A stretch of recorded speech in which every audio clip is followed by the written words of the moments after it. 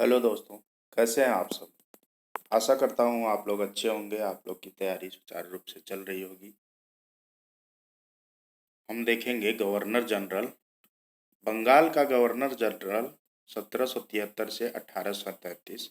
जब east India company Bharat आई तो उसने बंगाल के गवर्नर पद के माध्यम से बंगाल पर अपना नियंत्रण स्थापित किया। बंगाल के पहले गवर्नर रॉबर्ट क्लाइव थे।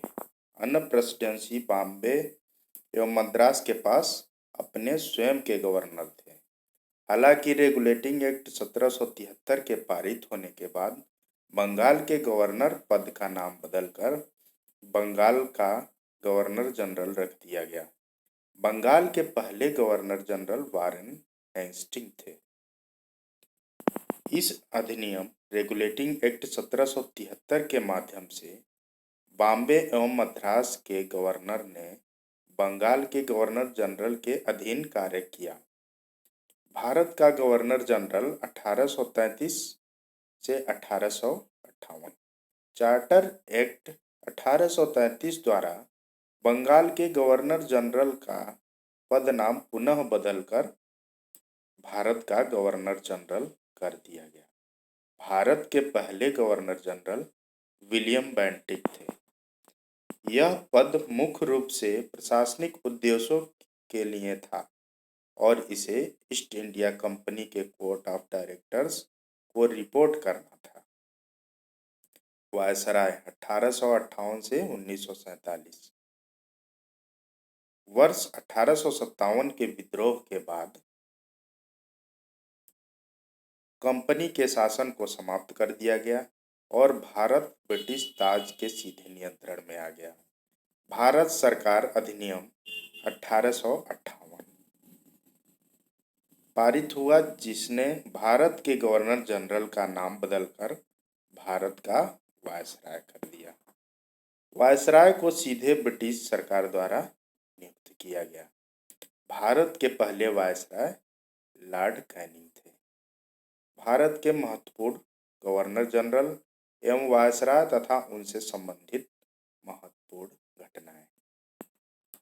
गवर्नर जनरल एवं वायसराय दूसरी तरफ है। शासन काल के दौरान की महत्वपूर्ण घटनाएं। वारेन हेस्टिंग 1773 से 1785 बंगाल के गवर्नर जनरल थे, जिसमें regulating act 1773, British India act 1784 पारित हुआ। वर्ष 1774 का रोहिला युद्ध इन्हीं के समय में हुआ। वर्ष 1775 से 82 तक प्रथम मराठा युद्ध और वर्ष 1782 में सालीबाई की संधि। वर्ष 1780 से 84 में दूसरा मैसूर युद्ध हुआ इन्हीं के शासनकाल में। लॉर्ड कॉर्नवालिस 1786 से 1793 तक पद पर रहे। तीसरा मैसूर युद्ध इन्हीं के शासनकाल में हुआ, जो 1790 से 92 के बीच हुआ, और श्रीरंगपट्टम की संधि इन्हीं के शासनकाल में हुई 1792 में। कॉर्नवालिस कोड 1793 में लाया गया। बंगाल का अस्थायी बंदोबस्त 1793 में लाया गया। लॉर्ड विलेजली 1798 से 1805 तक रहे। सहायक संधि प्रणाली का परिचय 1798 में हुआ। चौथा मैसूर युद्ध 1799 में। दूसरा मराठा युद्ध 1803 से 5 तक। लॉर्ड मिंटो 1807 से 1813। रणजीत सिंह के साथ अमृतसर की संधि 1809 में इन्हीं के द्वारा किया गया। लॉर्ड हेस्टिंग 1813 से 1823। एंग्लो नेपाल युद्ध इन्हीं के काल में हुआ, जो 1814 से 16, और सुगौली की संधि 1816 में हुआ। तीसरा मराठा युद्ध 1817 से 19 और मराठा परिसंघ का विघटन, रैयतवाड़ी प्रणाली की स्थापना 1820 में हुई। लॉर्ड एमहर्स्ट 1823 से 1828, पहला बर्मा युद्ध 1824 से 1826 के बीच इन्हीं के काल में हुआ। लॉर्ड विलियम बेंटिक 1828 से 1835 तक रहे। सती प्रथा का उन्मूलन इन्हीं के कार्यकाल में हुआ 1829 में। 1833 का चार्टर एक्ट भी इन्हीं के समय में आया। लॉर्ड ऑकलैंड 1836 से 1842 तक रहे। पहला अफगान युद्ध इन्हीं के शासनकाल, इन्हीं के काल के दौरान हुआ। लॉर्ड हार्डिंग 1844 से 1848, पहला आंग्ल सिख युद्ध 1845 से 46 के दौरान हुआ। और लाहौर की संधि 1846 में इन्हीं के समय में हुआ।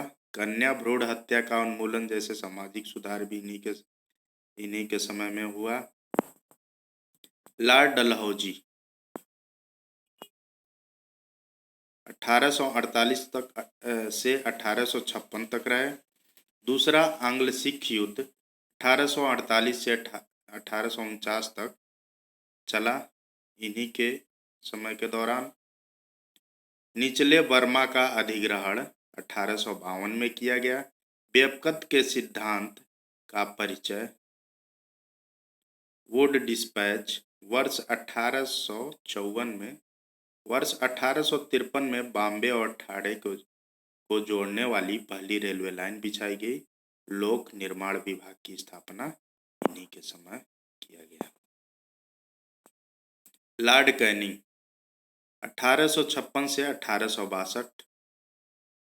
वर्ष 1857 में कलकत्ता, मद्रास और बॉम्बे में 3 विश्वविद्यालयों की स्थापना। ईस्ट इंडिया कंपनी का उन्मूलन और भारत सरकार अधिनियम 1858 द्वारा ब्रिटिश क्राउन का प्रत्यक्ष नियंत्रण। 1861 का भारतीय परिषद अधिनियम इन्हीं के दौरान लाया गया। लॉर्ड जॉन लॉरेंस 1864 से 1869 तक रहे। भूटान युद्ध इन्हीं के काल में हुआ 1865 में। कलकत्ता, बॉम्बे और मद्रास के उच्च न्यायालयों की स्थापना 1865 इन्हीं के कार्यकाल के दौरान हुआ। लॉर्ड लिटन 1876 से 1880 तक रहे। वर्नाकुलर प्रेस एक्ट इन्होंने ही लाया था 1878 में। शस्त्र अधिनियम 1878। दूसरा अफगान युद्ध 1878 से 80। क्वीन विक्टोरिया ने कैसर हिंद या भारत की साम्राज्ञी की उपाधि धारण की इन्हीं के कार्यकाल के दौरान। लॉर्ड रिपन 1880 से 1884 तक रहे। वर्नाकुलर प्रेस एक्ट का निरसन इन्होंने हटा दिया था 1882 में। पहला कारखाना अधिनियम 1881 में इन्हीं के दौरान लाया गया। स्थानीय स्वशासन पर सरकार का संकल्प 1882 में लाया गया। इल्बर्ट बिल विवाद 1883 से 1884 के मध्य था। शिक्षा पर हंटर आयोग 1882 में लाया गया इन्हीं के समय में। लॉर्ड डफरिन 1884 से 1888 के मध्य रहे। तीसरा बर्मा युद्ध 1885 से 86 तक इन्हीं के कार्यकाल के दौरान हुआ। भारतीय राष्ट्रीय कांग्रेस की स्थापना 1885 में इन्हीं के कार्यकाल के दौरान हुआ। लॉर्ड लंसडाउन 1888 से 1894। कारखाना अधिनियम 1891 लाया गया। भारत परिषद अधिनियम 1892। डुरंड आयोग की स्थापना 1893 भी इन्हीं के दौरान लाया गया, इन्हीं समय के दौरान। लॉर्ड कर्जन 1899 से 1905 तक रहे। पुलिस आयोग की नियुक्ति 1902 में किया गया। विश्वविद्यालय आयोग की नियुक्ति 1902 में। भारतीय विश्वविद्यालय अधिनियम 1904 में। बंगाल का विभाजन 1905 में। लॉर्ड मिंटो 1905 से 1910 तक रहे। स्वदेशी आंदोलन 1905 से 1911 तक। सूरत अधिवेशन में कांग्रेस का विभाजन 1907 में। मुस्लिम लीग की स्थापना 1906 में। मार्ले मिंटो सुधार 1909 में। लॉर्ड हार्डिंग सेकंड 1910 से 1916 तक रहे। बंगाल विभाजन रद्द इन्होंने किया था 1911 में। कलकत्ता से दिल्ली राजधानी स्थानांतरण इन्हीं के समय में हुआ 1911 में। हिंदू महासभा की स्थापना 1915 में की गई। लॉर्ड चम्सफोर्ड 1916 से 1921 तक। लखनऊ की संधि 1916 में हुई थी। चंपारण सत्याग्रह 1917 में हुई। मॉन्टेग्यू की अगस्त घोषणा 1917 में। भारत सरकार अधिनियम 1919 में। रॉलट एक्ट 1919 में पारित हुआ। जालिया बाग हत्याकांड इन्हीं के कार्यकाल के दौरान 1919 में हुआ। असहयोग और खिलाफत आंदोलन की शुरुआत भी इन्हीं के समय में हुई थी।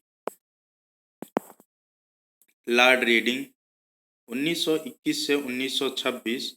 चौरी चौरा की घटना 1922 में हुई। असहयोग आंदोलन वापस लिया गया 1922 में। स्वराज पार्टी की स्थापना 1922 में। काकोरी ट्रेन डकैती 1925 में हुई थी। लॉर्ड इरविन 1926 से 1931 तक रहे। साइमन कमीशन का भारत आगमन 1927 में इन्हीं के शासन के इन्हीं के कार्यकाल के दौरान हुआ आया था। हरकोट बटलर भारतीय राज्य आयोग 1927 में। नेहरू रिपोर्ट 1928 में। दीपावली घोषणा 1929 में किया गया। कांग्रेस का लाहौर अधिवेशन पूर्ण स्वराज संकल्प 1929 में लिया गया। दांडी मार्च और सविनय अवज्ञा आंदोलन 1930 में। पहला गोलमेज सम्मेलन 1930 में। गांधी इरविन पैक्ट 1931 में। लॉर्ड वेलिंगटन 1931 से 1936 तक रहे। सांप्रदायिक अधिनिर्णय 1932 में। दूसरा और तीसरा गोलमेज सम्मेलन 1932 में इन्हीं के कार्यकाल के दौरान हुआ था। पूना पैक्ट 1932 में। भारत सरकार अधिनियम 1935 में लाया गया था। लॉर्ड लिनलिथगो 1936 से 1944। द्वितीय विश्व युद्ध 1939 के शुरू होने के बाद कांग्रेस के मंत्रियों का इस्तीफा, त्रिपुरी संकट और फॉरवर्ड ब्लॉक का गठन 1939 में। मुस्लिम लीग का लाहौर संकल्प, मुसलमानों के लिए अलग राज्य की मांग, अगस्त प्रस्ताव 1940 में। भारतीय राष्ट्रीय सेना का गठन 1941 में। क्रिप्स मिशन 1942 में लाया गया। भारत छोड़ो आंदोलन 1942 में इन्हीं के समय के दौरान किया गया था। लॉर्ड वेवेल 1944 से 1947। सी राजगोपालाचारी का CR फार्मूला 1944 में लाया गया था। वेवेल योजना और शिमला सम्मेलन 1942 में हुआ। कैबिनेट मिशन 1946 में लाया गया था। प्रत्यक्ष कार्यवाही दिवस 1946 में। क्लीमेंट एटली द्वारा भारत में ब्रिटिश शासन की समाप्ति की घोषणा 1947 में इन्हीं के कार्यकाल के दौरान किया गया। लॉर्ड माउंटबेटन 1947 से 1948 के बीच इनका कार्यकाल था। जून थर्ड प्लान 1947 में लाया गया इन्हीं के समय के दौरान। रेडक्लिफ आयोग 1947। भारत को स्वतंत्रता इन्हीं के समय में प्राप्त हुआ 15 अगस्त 1947 को। तो पहले भारतीय गवर्नर जनरल जो थे वो चक्रवर्ती राजगोपालाचारी थे और प्रथम अंग्रेज स्वतंत्र भारत के प्रथम अंग्रेज गवर्नर जनरल जो थे लॉर्ड माउंटबेटन थे। चक्रवर्ती राजगोपालाचारी 1948 से 1950 तक रहे। भारत के अंतिम गवर्नर जनरल और प्रथम भारतीय गवर्नर जनरल थे। वर्ष 1950 में अस्थायी रूप से यह पद गवर्नर जनरल का समाप्त कर दिया गया। अब क्वेश्चन है यहाँ पे एमसीक्यू मल्टीपल चॉइस क्वेश्चन देखेंगे। किस गवर्नर जनरल ने अपने को बंगाल का शेर कहा था? तो ये लॉर्ड वेलेस्ली ने कहा था। लॉर्ड वेलेस्ली स्वयं को बंगाल का शेर कहा करता था। इसने हैदराबाद 1798 ईस्वी तथा 1800 ईस्वी, मैसूर 1799 ईस्वी, तंजौर अक्टूबर 1799, अवध नवंबर 1801, पेशवा दिसंबर 1801, बरार के भोसले दिसंबर 1803, सिंधिया फरवरी 1804 और जोधपुर, जयपुर, मच्छेड़ी, बूंदी तथा भरतपुर राज्यों के साथ सहायक संधि की। निम्नलिखित में से किस किस ने लॉर्ड वेलेस्ली के साथ सहायक संधियों पर हस्ताक्षर की? तो ये हैदराबाद, मैसूर, तंजौर, अवध, पेशवा, बरार के भोसले, सिंधिया, जोधपुर, जयपुर, मच्छेड़ी, बूंदी तथा भरतपुर राज्यों ने सहायक संधि की। कौन भारत के प्रथम गवर्नर जनरल था? भारत का प्रथम governor general Lord William Bentinck थे। लॉर्ड विलियम बेंटिक 1828 से 1835 तक रहे। भारत के प्रथम गवर्नर जनरल थे। 1833 के चार्टर द्वारा जो अपने पद पर 1833 से 20 मार्च 1835 तक रहा। निम्न में से किसके वायसराय काल में रॉलेट एक्ट पारित हुआ था? तो ये चेम्सफोर्ड के समय में रॉलेट एक्ट पारित हुआ था। चेम्सफोर्ड का कार्यकाल 1916 से 21 तक था। उसी के समय रॉलेट एक्ट पारित हुआ। मैग्ना कार्टा पर किसके शासन काल में हस्ताक्षर हुए? मैग्ना कार्टा पर जॉन सेकंड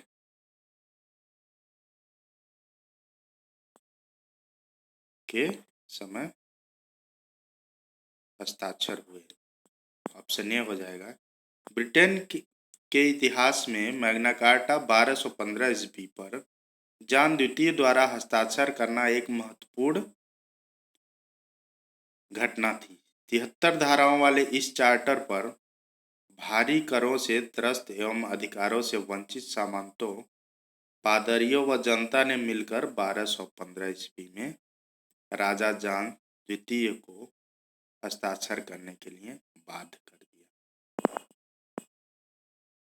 छठवां क्वेश्चन है, किसके द्वारा ब्रिटिश सरकार ने पहली बार यह घोषणा की कि उनकी मंशा भारत में धीमे धीमे एक उत्तरदायी सरकार बनाने की है? तो ये अगस्त घोषणा 1917 के दौरान ये पहली बार घोषणा की। भारत सचिव मॉन्टेग्यू द्वारा 20 अगस्त 1917 को की गई घोषणा अगस्त घोषणा के नाम से जानी जाती। इसमें उन्होंने कहा, महामहिम सम्राट की सरकार की नीति यह है कि भारतीय शासन के प्रत्येक विभाग में भारतीयों का संपर्क उत्तरोत्तर बढ़े तथा स्वशासी प्रशासनिक संस्थाओं का धीरे धीरे विकास हो, जिससे अधिकाधिक प्रगति करते हुए उत्तरदायी प्रणाली भारत में स्थापित हो और यह अंग्रेजी साम्राज्य के अभिन्न अंग के रूप में आगे बढ़े। पहली बार उत्तरदायी शासन शब्दों का प्रयोग किया गया। भारतीय प्रशासनिक सेवा किसके शासन में प्रारंभ हुई? तो भारतीय प्रशासनिक सेवा जो है वो लॉर्ड कॉर्नवालिस के समय 1786 से 1793 के मध्य किया गया। तो उत्तर होगा लॉर्ड कॉर्नवालिस। इसने 1793 में प्रसिद्ध कॉर्नवालिस कोड का निर्माण किया, जो शक्तियों के पृथक्करण सिद्धांत पर आधारित था। उसने बंगाल में स्थायी भूमि बंदोबस्त प्रणाली लागू की। भारत में स्थानीय स्वशासन के जनक हैं। भारत में स्थानीय स्वशासन के जनक लॉर्ड रिपन थे। लॉर्ड रिपन थे स्थानीय स्वशासन के जनक। ऑप्शन सी हो जाएगा। लॉर्ड रिपन को माना जाता है, रिपन ने भारतीय समाचार पत्र अधिनियम 1878 रद्द कर दिया था। भारत में 1882 में स्थानीय स्वशासन संस्थाओं की स्थापना किसने की? तो ये रिपन ने किया था। ऑप्शन बी हो जाएगा। स्थानीय स्वशासन संस्थाओं की स्थापना रिपन ने की थी। रिपन ने अपने कार्यकाल 1880-84 में स्थानीय शासन संस्थाएं स्थापित की। इसमें ग्रामीण प्रदेशों में स्थानीय बोर्ड, प्रत्येक जिला में जिला उपविभाग, तालुका बोर्ड तथा नगरों में नगर पालिका स्थापित की 1882 ईस्वी में अपने कार्यकाल के दौरान। गेटवे ऑफ इंडिया का निर्माण कब हुआ? गेटवे ऑफ इंडिया का निर्माण 1911 में हुआ। इसका निर्माण ब्रिटिश किंग जॉर्ज और क्वीन मैरी के स्वागत में किया गया था। इसे जॉर्ज विवेट ने डिजाइन किया था। सुगौली की संधि पर किस वर्ष हस्ताक्षर हुए? सुगौली की संधि पर 1816 में हस्ताक्षर हुए। ईस्वी में हस्ताक्षर हुए। आंग्ल नेपाल युद्ध 1814 से 16 के बीच में ईस्वी के बीच में चला। लॉर्ड हेस्टिंग के नेतृत्व में गोरखाओं की पूर्ण पराजय हुई। परिणाम स्वरूप 1816 ईस्वी में कंपनी एवं गोरखों के मध्य सुगौली की संधि हुई। इस संधि के द्वारा कंपनी को गढ़वाल व कुमायूं के जिले प्राप्त हुए। गोरखाओं ने सिक्किम को भी खाली कर दिया। निम्नलिखित में प्रथम क्या था?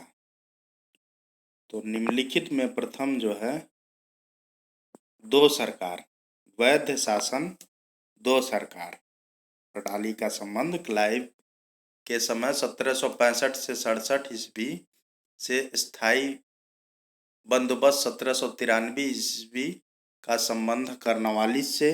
सहायक संघ प्रणाली का लॉर्ड वेलेस्ली 1798 से 1805 ईस्वी से तथा गोद की नीति लॉर्ड डलहौजी 1848 से 1856 के समय कार्यकाल से है का संबंध इन लोगों के कार्यकाल से है।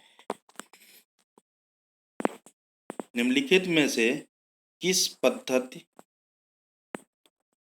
का प्रयोग वेलेस्ली ने अपने राजनीतिक उद्देश्यों को प्राप्त करने के लिए किया था?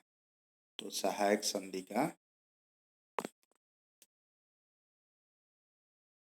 संधि का इस पद्धति का इसने अपने राजनीतिक उद्देश्यों को प्राप्त करने के लिए किया था। सहायक संधि का किया था। रिचर्ड कार्ले वेलेस्ली जिसे माविस ऑफ वेलेजली के नाम से स्मरण किया जाता है। 1798 ईस्वी में सर जॉन शोर के पश्चात भारत का गवर्नर जनरल बना। उसने भारतीय राज्यों को अंग्रेजी शासन के अधीन लाने के लिए सहायक संधि प्रणाली का प्रयोग किया। दोहरी शासन की नीति को किसने समाप्त किया था? दोहरी शासन की नीति को लॉर्ड कैनिंग ने समाप्त किया था। दोहरी शासन की नीति को 1858 के एक्ट द्वारा भारत राज्य सचिव को उस समय तक डायरेक्टर्स ऑफ बोर्ड तथा नियंत्रण बोर्ड दोनों बोर्डों द्वारा शक्तियां प्राप्त हो गई। इस प्रकार 1784 के पिट्स इंडिया एक्ट द्वारा लागू दोहरी शासन व्यवस्था समाप्त कर दी गई। इस समय लॉर्ड कैनिंग ब्रिटिश वायसराय था। ईस्ट इंडिया कंपनी एक छत्र राज्य को कब ब्रिटिश हुकूमत के नियंत्रण में लाया गया? 1773 में। Option C. नियामक अधिनियम 1773 के अंतर्गत भारत में कंपनी के संविधान में परिवर्तन किए गए। इस प्रकार कंपनी के एक छत्र राज्य पर ब्रिटिश हुकूमत का नियंत्रण स्थापित होने लगा। 1858 ईस्वी में भारत के प्रथम वायसराय एवं अंतिम गवर्नर जनरल कौन थे? तो 1858 ईस्वी में भारत के प्रथम वायसराय और अंतिम गवर्नर जनरल लॉर्ड कैनिंग थे। ऑप्शन डी हो जाएगा। लॉर्ड कैनिंग 1858 ईस्वी में भारत के प्रथम वायसराय एवं अंतिम गवर्नर जनरल थे। इसके बाद कंपनी का अधिकार समाप्त कर दिया गया था तथा गवर्नर जनरल को वायसराय कहा जाने लगा। भारत के गवर्नर जनरल को अध्यादेश जारी करने का अधिकार किस अधिनियम द्वारा प्रदान किया गया? भारतीय परिषद अधिनियम 1861 द्वारा अध्यादेश जारी कर भारत के गवर्नर जनरल को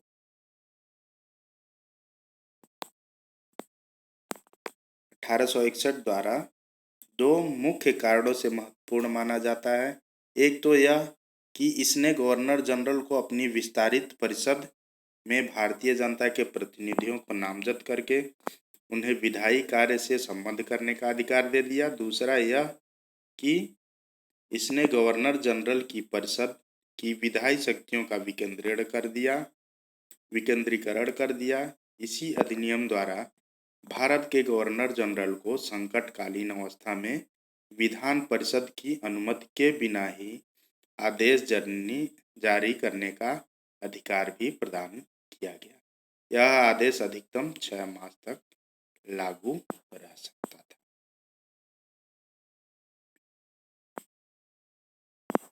तो ये ऑप्शन बी हो जाएगा।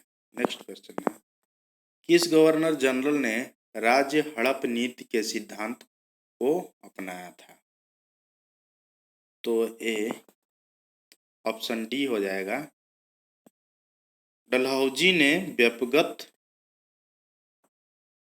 सिद्धांत विलय नीति के द्वारा सतारा 1848, जयपुर तथा संबलपुर 1849, बघाट 1850, उदयपुर 1852, झांसी 1853 तथा नागपुर 1854 रियासतों का विलय कर लिया। जबकि दूसरे आंग्ल सिख युद्ध 1848 से 49 के पश्चात पंजाब की कंपनी के साम्राज्य में विलय कर लिया गया। तो ऑप्शन हो जाएगा डी, डलहौजी द्वारा। निम्नलिखित में कौन से शाही राज्य ब्रिटिश द्वारा अधिगृहित नहीं किए गए थे? शाही राज्य ब्रिटिश द्वारा अधिगृहित नहीं किए गए थे। तो ग्वालियर जो है ब्रिटिश द्वारा अधिग्रहित नहीं किया गया था। सतारा को डलहौजी द्वारा 1848 ईस्वी में अधिगृहित किया गया था। अवध को कुशासन का आरोप लगाकर 1856 में डलहौजी द्वारा अधिग्रहित किया गया। 1843 ईस्वी में चार्ल्स नेपियर ने संपूर्ण सिंध को जीत लिया। और अगस्त 1843 ईस्वी तक सिंध अंग्रेजी राज्य में सम्मिलित कर लिया गया, परंतु ग्वालियर पूर्ण रूप से अंग्रेजी राज्य में सम्मिलित नहीं किया गया था। किस ब्रिटिश गवर्नर जनरल ने भारत में डाक टिकटों का प्रचलन प्रारंभ किया? तो ये लॉर्ड डलहौजी ने डाक टिकटों का प्रचलन प्रारंभ किया था। व्याख्या देख लेंगे। लॉर्ड डलहौजी ने 1854 में नया पोस्ट ऑफिस एक्ट पारित कर भारत में पहली बार डाक टिकट का प्रचलन प्रारंभ किया। सैन्य सुधारों के अंतर्गत डलहौजी ने तोपखाने के मुख्यालय को कलकत्ता से मेरठ स्थानांतरित किया और सेना का मुख्यालय शिमला में स्थापित किया। भारत में टेलीग्राफ सेवा सर्वप्रथम किस गवर्नर जनरल के काल में प्रारंभ हुआ? तो ये लॉर्ड डलहौजी के शासनकाल में, ये कार्यकाल में प्रारंभ हुआ। लॉर्ड डलहौजी ने 1850 ईस्वी में टेलीग्राफ सेवा का शुभारंभ किया और ओ सैंगनेसी को विद्युत टेलीग्राफ का अधीक्षक नियुक्त किया। अंग्रेजों ने भारत तथा इंग्लैंड के बीच सीधा तार संबंध कब स्थापित किया? अंग्रेजों ने भारत तथा इंग्लैंड के बीच सीधा तार संबंध 1865 ईस्वी में किया गया।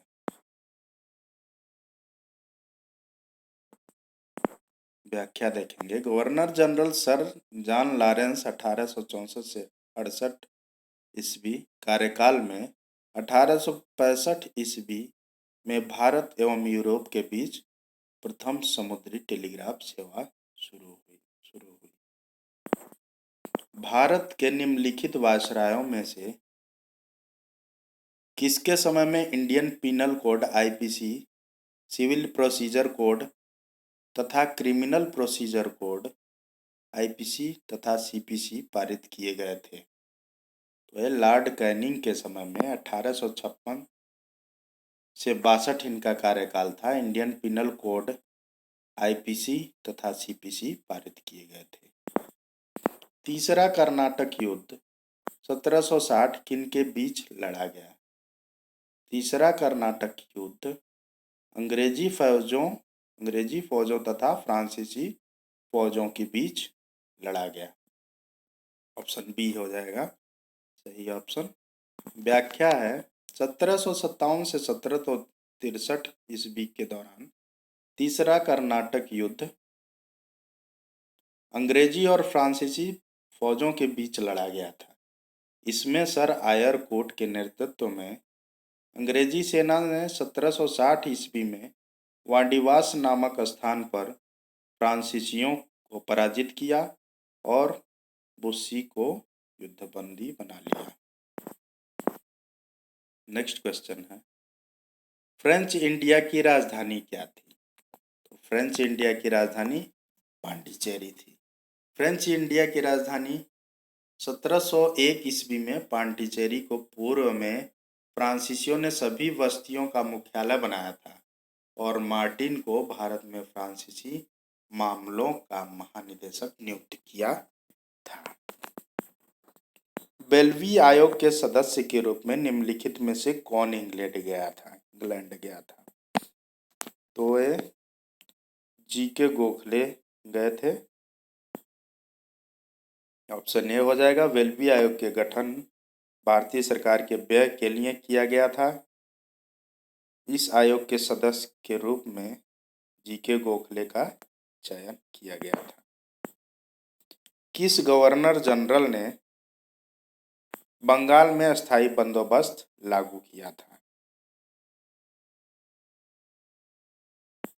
तो ये किस गवर्नर जनरल ने बंगाल में अस्थायी बंदोबस्त लागू किया था? तो ये लॉर्ड कॉर्नवालिस ने किया था अस्थायी बंदोबस्त से। तो ये लॉर्ड ऑप्शन डी मतलब स्थायी बंदोबस्त से, तो ये लॉर्ड कॉर्नवालिस 1793 ने लागू किया था। इस व्यवस्था में जमींदारों को भूमि का स्वामी माना गया था। भूमि के लगान का 8/9 भाग कंपनी को देना था तथा 1/9 भाग अपनी सेनाओं के लिए अपने पास रखना था। यह बंदोबस्त व्यवस्था बंगाल, बिहार, उड़ीसा, उत्तर प्रदेश के बनारस खंड तथा उत्तरी कर्नाटक में अपनाई गई। धन निष्कासन का विरोध किसने किया था? तो धन निष्कासन का विरोध दादा भाई नौरोजी ने किया था। तो इसमें ऑप्शन डी हो जाएगा, इनमें से कोई नहीं। मई 1867 ईस्वी में उन्होंने कहा था, ब्रिटेन भारत का खून चूस रहा है। आरसी दत्त ने भारत का आर्थिक इतिहास लिखते समय इसी धन निष्कासन सिद्धांत को केंद्र बिंदु बनाया। ब्रिटिश साम्राज्यवाद के दौरान भारत का आर्थिक अपवाह का सिद्धांत किसने प्रस्तुत किया था? तो ब्रिटिश साम्राज्यवाद के दौरान भारत का आर्थिक अपवाह सिद्धांत दादा भाई नौरोजी ने प्रस्तुत किया था। दादा भाई नौरोजी ने भारत का आर्थिक अपवाह सिद्धांत अपने लेख इंडिया डेब्ट टू इंग्लैंड में प्रस्तुत किया। Dadabhai Naoroji British House of Commons के 1892 ईस्वी तथा 1895 ईस्वी में सांसद चुने गए। ये सम्मान पाने वाले पहले एशियाई थे। इन्हें an old man of India कहा गया था, the more old man of India कहा गया था। इनकी प्रसिद्ध पुस्तक है poverty and British rule in India. अंग्रेजी शिक्षा प्रणाली की शुरुआत किस गवर्नर जनरल के शासनकाल में प्रारंभ हुआ? तो लॉर्ड विलियम बेंटिक के शासनकाल में प्रारंभ हुआ अंग्रेजी शिक्षा प्रणाली। तो ऑप्शन ए हो जाएगा। व्याख्या है, लॉर्ड विलियम बेंटिक ने 1835 ईस्वी में एक प्रस्ताव द्वारा मैकाले का दृष्टिकोण अपना लिया और अंग्रेजी माध्यम द्वारा शिक्षा देने के लिए धनराशि प्रदान की गई थी। इसी के कार्यकाल के दौरान लॉर्ड मैकाले शिक्षा पद्धति कब लागू हुई? लॉर्ड मैकाले शिक्षा पद्धति 1809 ईस्वी में लागू हुई।